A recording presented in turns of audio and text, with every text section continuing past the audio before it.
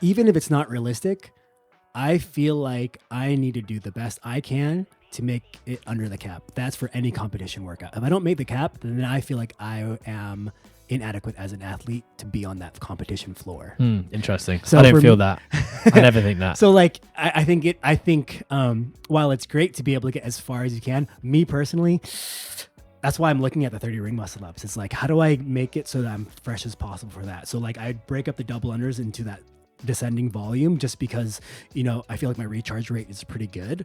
But at the same time, I always look forward to being able to do smaller sets at a time. Those snatches and clean and jerks are always going to be singles, and I'll take a breath after each rep, especially at the beginning, because I get really excited about weightlifting more than anything else. The thing is, would you be taking a breath on the 30 clean and jerks? Because by that point, your breathing rate is probably going to be, you're going to be up at like 160, 170 beats a minute. Yeah. So holding yourself to a breath, because a lot of athletes do this. Yeah. They use their breath as a means of monitoring their recharge time between reps. Yeah. Thing is, your breath when you're doing the clean and jerks here is going to be completely different to your breath when you're doing your 30 snatches, because your heart rate is going to be so much higher. So this is the part where I think in a similar fashion, I don't know until I get there. Yeah. And then we'll see what happens. And I think that's going to be the hard truth about some of these open workouts is you can strategize as best as you can, but you're really not going to know because this particular workout you haven't done before. So, are your calves going to be burning before those clean and jerks? And that might be a factor. Who knows? Yeah. I would be confident saying no, that wouldn't be a factor for me. How about like your grip, like your forearms? No. Forearms would be fine. All the way through. Yeah, it wouldn't be a forearm issue for me. Definitely a toes to bar. 60 reps is a lot. Yeah. Breathing already. So I would, the definites I could probably say with confidence is that I'm breaking my double unders into 3-4 sets, doing my snatches and clean and jerks and singles. My toes to bar, I'll probably be breaking into like sets of like 7 to 10 right from the start. I've done lots of like 50, 60 reps consecutively. We did it in the Open last year. We started that workout. And then what would your break between those mini sets look like? Just by feel.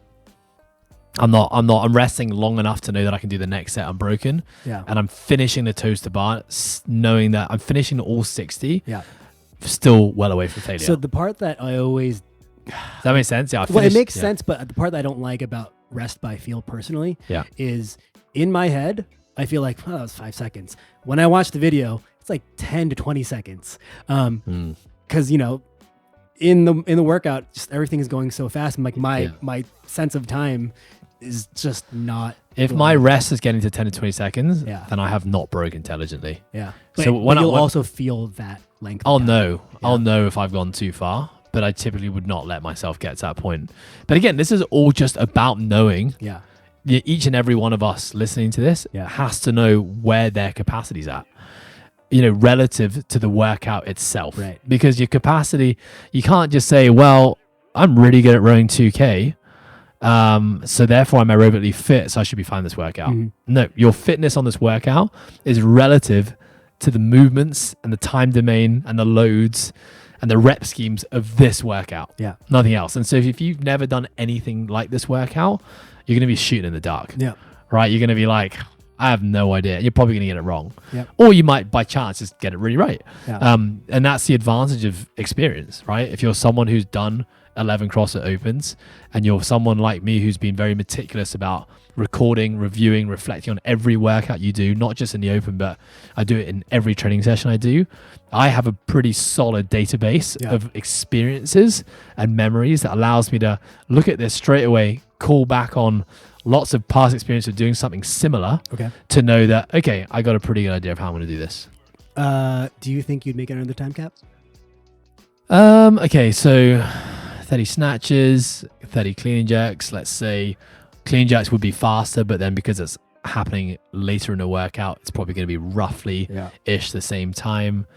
So you're looking at what, like 4 minutes per barbell.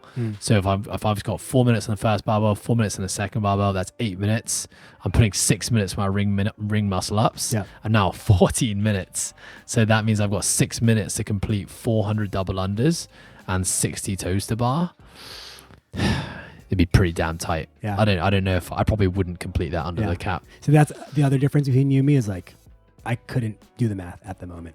Yeah. especially because knowing just where the fatigue is and where my breaks would probably increase. I went as the conservative workout with go. those times as well. Yeah. I deliberately went a bit slower Mhm. than I think I would do. Would you do this workout? Would I do it? Yeah. That looks like a really fun workout. There's no strict handstand push-ups in there. So I kind of feel like, I don't know. I'm not pressuring you to do this. I feel like we should both do this workout to see Oh, yeah, let's how do we it. actually do with our strategies. Yeah.